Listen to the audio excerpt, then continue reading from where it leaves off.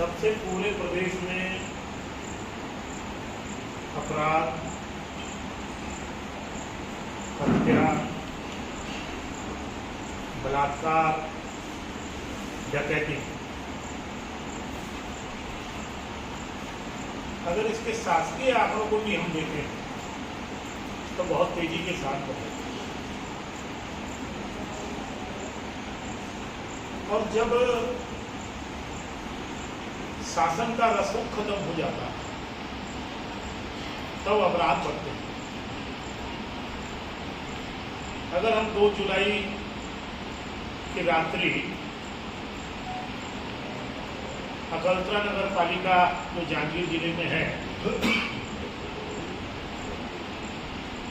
उसके ward number 2 में कोड़ी भट्टा मोहल्ला में एक 53 वर्षीय महिला के साथ बलात्कार हुआ।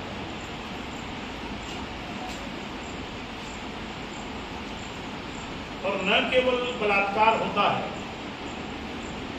जिस प्रकार से ये घटना दिल्ली में निर्भया हत्याकांड की हुई थी, उसी से मिलती जुलती ये घटना है कि बलात्कार के बाद उसकी हत्या कर दी जाती और 2 दिन के बाद जो अपराधी है सूरज भोई, उसने स्वीकार किया कि मैंने सारा कृत्य किया है और नशे में ये हो गया। तो इस घटना से ये समझ में आता है कि एक तरफ सरकार का रसूख खत्म हो जाना, अपराधियों के हौसले बुलंद हो जाना, और दूसरे तरफ नशे के कारण ये सारे अपराध बहुत तेजी के साथ बढ़ रहे हैं। और ये जो वीडियो भी वायरल हुआ है, आप सब लोगों ने भी देखा होगा, पुलिस ने भी इसकी पुष्टि की। लेकिन सबसे बड़ी दुर्भाग्यजनक स्थिति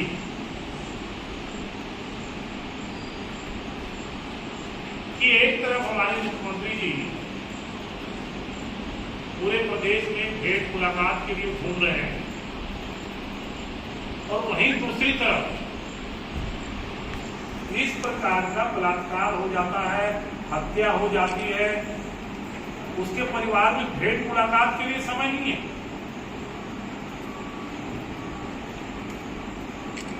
और अगर हम अन्य राज्यों की घटना को देखें तो जो कांग्रेस के अध्यक्ष रहे राहुल गांधी, प्रियंका गांधी, वो फर्जी इस प्रकार की घटनाओं में पहुंच जाते हैं। और दूसरी जगह हमारे प्रदेश के मुख्यमंत्री दूसरी सरकारों के जो कुछ घटनाएं होती हैं उसके मुआवजे के लिए उनके पास समय है, लेकिन हमारे छत्तीसगढ़ में घटनाएं हो जाएं उसके लिए समय नहीं है। दूसरी जगह मुआवजे के लिए 50 लाख रुपए देने के लिए है, हमारे यहाँ घटना हो जाए तो मिलने जाने की भी आवश्यकता नहीं होगी। मेरी समझ में नहीं आता कि जिस प्रकार से 3.5 साल में ये छत्तीसगढ़ नशे की तरफ जा रहा है, आए दिन हम पढ़ते हैं गांजा पकड़ा है, क्या रोकथाम होती है, आए दिन आता है कि शराब यहाँ पकड़ाई दूसरे प्रांतों की, लेकिन उसके बाद भी क्या रुक रहा है क्या? मुझे ऐसा लगता है कि एक बार पंजाब की हालत हुई थी तो एक फिल्म बनी थी उड़ता पंजाब, और बहुत जल्दी उड़ता छत्तीसगढ़ फिल्म हम सबको देखने को मिलेगी। कई जगह मुख्यमंत्री जी का हंसता हुआ चेहरा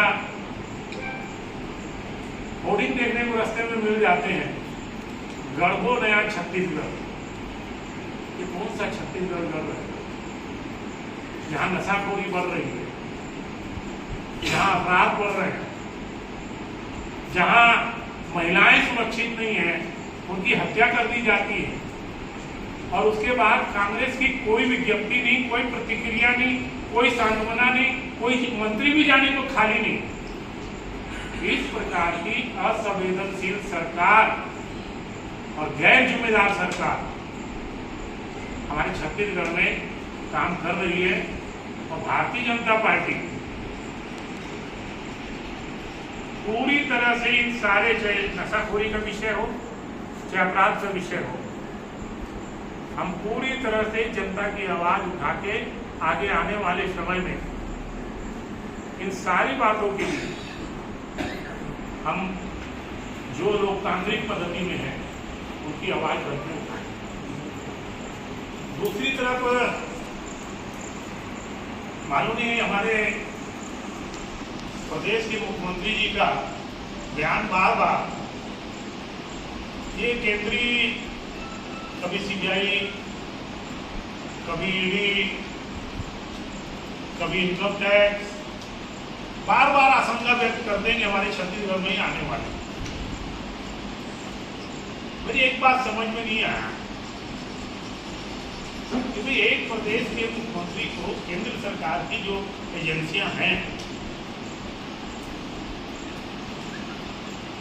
उसके बारे में इतनी चिंता क्यों है?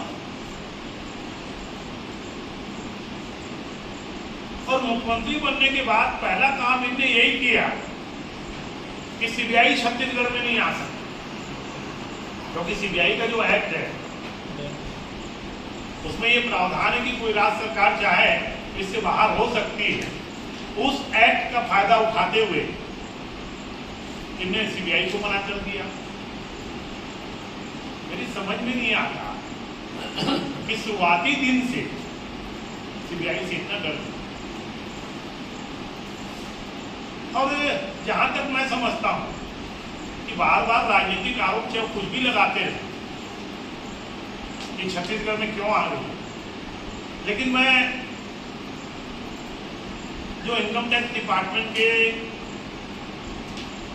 ऑफिशियल स्पोकमैन हैं, सेंट्रल ब्यूरो डायरेक्ट टैक्सेस के सुरभि अहवालिया, उसकी एक प्रेस रिलीज में देख रहा। अगर वास्तव में ये प्रेस रिलीज शायद आप लोगों ने भी देखा होगा, उस प्रेस रिलीज को देखेंगे तो उनने प्रेस रिलीज में कहा है कि 30 जून को छत्तीसगढ़ में जो हमने इनकम टैक्स का 30 संस्थानों में सर्च किया, जो 4 तारीख तक चला, क्योंकि 4 तारीख की रिलीज, बड़े गंभीर किस्म के दस्तावेज का उल्लेख उनकी प्रेस रिलीज में है, डायरेक्ट मतलब डिपार्टमेंट के साथ। मैं कोई प्रेस की बातचीत या किसी की सुनी सुनाई बातचीत के आधार पर बातचीत नहीं कर रहा। उन्हें कहा है कि बहुत अल्प समय में कोयले के 200 करोड़ की राशि के दस्तावेज मिले हैं, जो 25 रुपया 30 रुपये टन के हिसाब से लिया गया है। 200 करोड़ रुपए के दस्तावेज मिले बहुत अल्प समय में। दूसरी गंभीर बात है कि उसमें कुछ अधिकारियों के भी नाम लिखे हुए जिनको उसमें से पैसा गया हुआ। तीसरी और गंभीर बात है कि ऐसे भी दस्तावेज मिले हैं कि दूसरे राज्यों में जो चुनाव हुए उसमें पैसा ट्रांसफर हुआ है, उस बात के भी दस्तावेज मिले हुए। चौथा, उन्हें आरोप लगाया है कि एक वासरी को खरीदने के लिए 45 करोड़ का नगद ट्रांजैक्शन हुआ है। और उन्होंने एक खुलासा किया है कि बहुत से प्रॉपर्टी के दस्तावेज मिले हैं जो बेनामी किस्म के प्रतीत होते हैं। 50 एकड़ जमीन एक जगह उन्हें उल्लेख किया है, शायद आपके पास नहीं होगी तो मैं आपको कॉपी दे दूंगा, आप करा लेंगे, आपके पास होगी ये।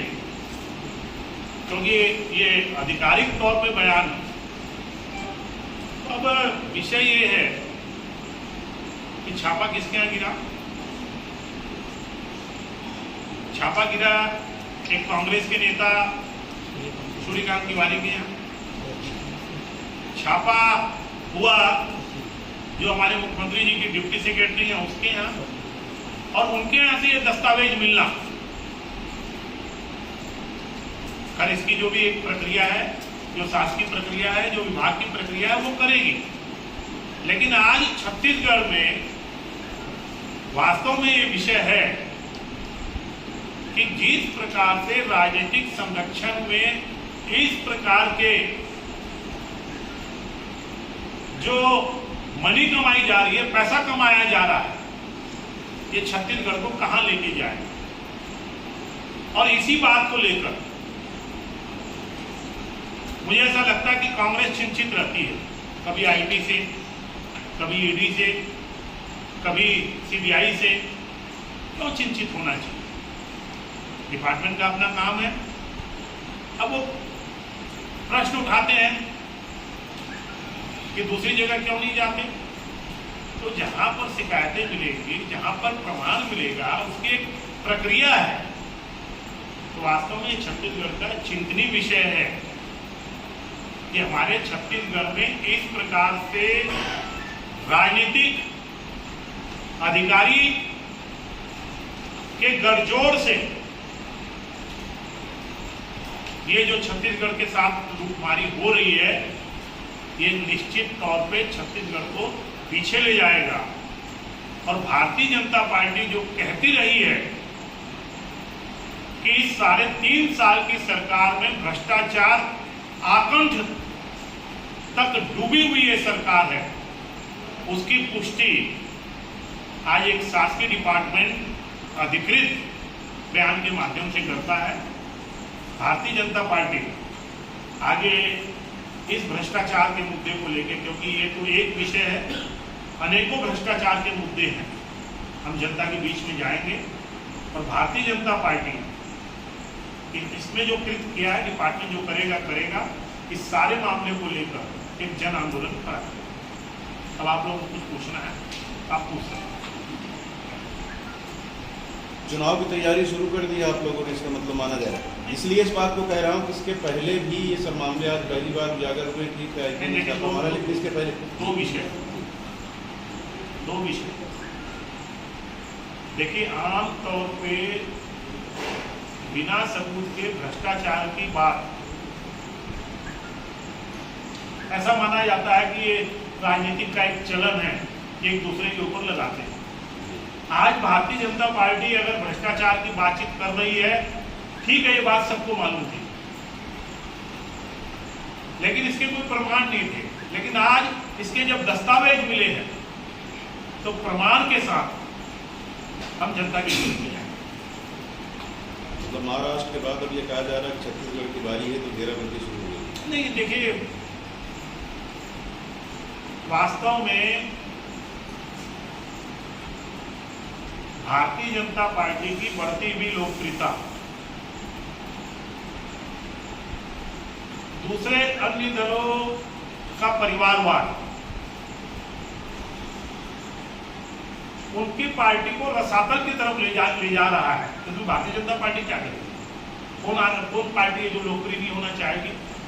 हमारे प्रधानमंत्री जी या प्रदेश में जहां भी हमारी सरकार चल रही है, गरीबों को समर्पित सरकार चल रही है, देश को आगे ले जा रही है, प्रदेश को आगे ले जा रही है, तो स्वाभाविक रूप से है कि जनता की आकांक्षाओं में जो पूरा होगा, उस पार्टी की लोकप्रियता गिरेगी। और जो परिवारवाद के सहारे चलते रहे, उनकी लोकप्रियता गिर रही है। तो भारतीय जनता पार्टी क्या करेगी? महाराष्ट्र में भी गए और छत्तीसगढ़ में भी जाएंगे। मैंने पहले ही कहा कि कोई भी घटना से कोई भी डिपार्टमेंट को आपस में जोड़ना, ये कयास हो सकता है। विषय वो नहीं है कि ईडी के छापे पड़े, विषय ये नहीं है कि आईटी के छापे पड़े। विषय ये है कि हमारे छत्तीसगढ़ में इस प्रकार के प्रमाणित दस्तावेज के साथ, अधिकारियों की सांठगांठ के साथ भ्रष्टाचार चल रहा है, छत्तीसगढ़ के संसाधन लूटे जा रहे हैं। विषय ये बहुत सारे छापे पड़े हैं, लेकिन अभी तक किसी को अरेस्ट नहीं किया, नहीं कोई किसी को जेल नहीं, में देखिए, भेजा। मैं कोई भी विभाग की जो प्रक्रिया है वो एक स्वतंत्र एजेंसियां हैं, वो अपना काम करती हैं। वर्तमान में जिस बात के लिए हम कहते रहे हैं कि छत्तीसगढ़ में बेनामी संपत्तियां बढ़ रही है, छत्तीसगढ़ में भ्रष्टाचार बढ़ रहा है, वो एक आईटी की शर्त से प्रमाणित होता है। ये मैं नहीं कह सकता, क्योंकि जो आईटी डिपार्टमेंट की प्रेस रिलीज है वो सांकेतिक है और अधिकृत है।